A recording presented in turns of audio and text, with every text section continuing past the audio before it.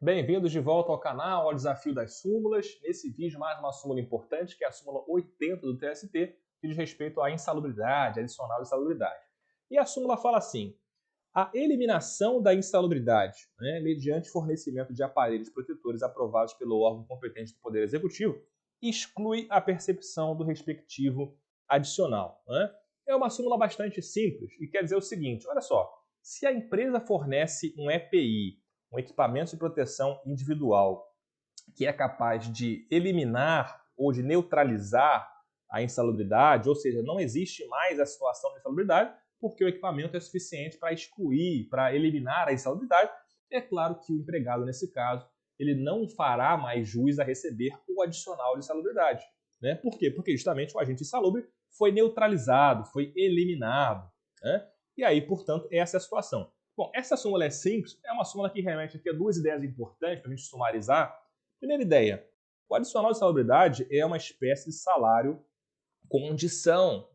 Isso quer dizer o seguinte, ele somente vai ser devido, o adicional de salubridade, somente vai ser devido se enquanto o trabalhador ou a trabalhadora permanecer nas situações de insalubridade.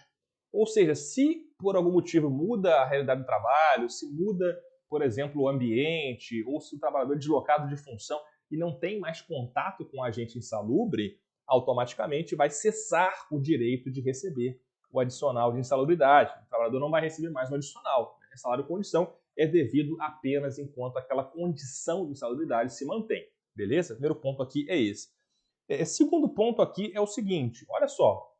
Aliás, são três pontos aqui que a gente vai trabalhar. Tá? O segundo ponto é o seguinte, não basta que a empresa forneça o EPI, o equipamento de proteção individual.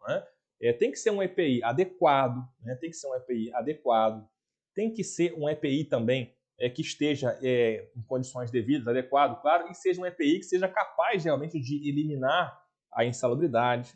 Não basta que seja um EPI que possa reduzir de alguma forma, tem que realmente ser capaz de neutralizar, de eliminar aquela situação de insalubridade, pelo menos naquele grau que é recebido pelo trabalhador.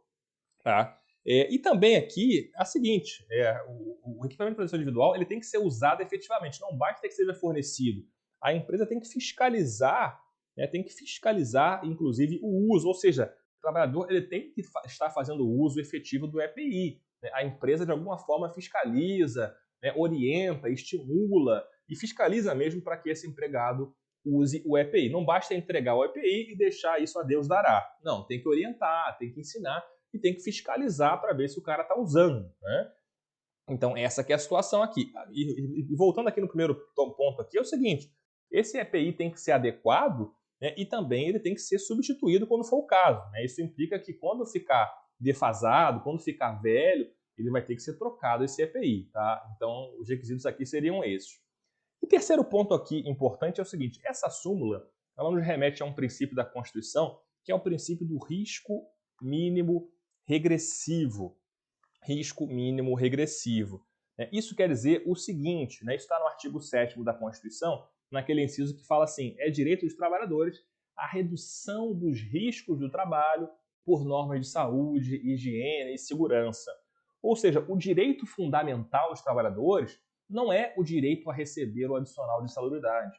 O direito fundamental, na verdade, é um direito a reduzir ou a eliminar, se possível, a situação de insalubridade. O ideal, portanto, é que não aconteçam situações que possam gerar doença ocupacional, que possam gerar acidente de trabalho. Então, perceba, o adicional de insalubridade ele acaba sendo, digamos assim, um second best, é o segundo melhor. Isso quer dizer o seguinte, quer dizer que se não for possível eliminar a insalubridade, a situação de doença, que pode gerar uma doença, um acidente, se você não pode eliminar, você então gera uma compensação financeira até para estimular o empregador a que ele tente investir em outros métodos de trabalho, de produção, que possam futuramente, talvez, eliminar a insalubridade. Mas o ideal é que a situação de insalubridade e periculosidade não exista. Tá? Mas enquanto não puder eliminar, a gente vem então e paga o adicional. Portanto, esse que é o princípio da Constituição, redução do risco do trabalho. Por isso que se chama risco mínimo, regressivo.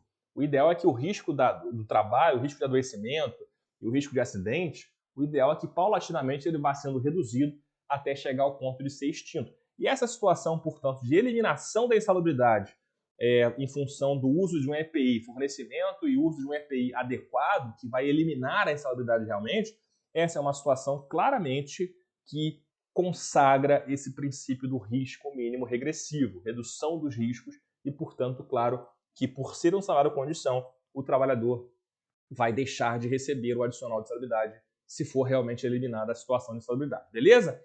Com isso, fechamos por aqui essa análise. Né? Se você está até aqui nesse vídeo comigo, não deixe de se inscrever no canal, ativar o sininho com as notificações para receber os próximos vídeos e também deixar o seu like aí para que esse vídeo possa alcançar mais pessoas e o desafio das súmulas continuar crescendo, tá bom? Muito obrigado pela parceria de sempre, grande abraço e até o próximo vídeo.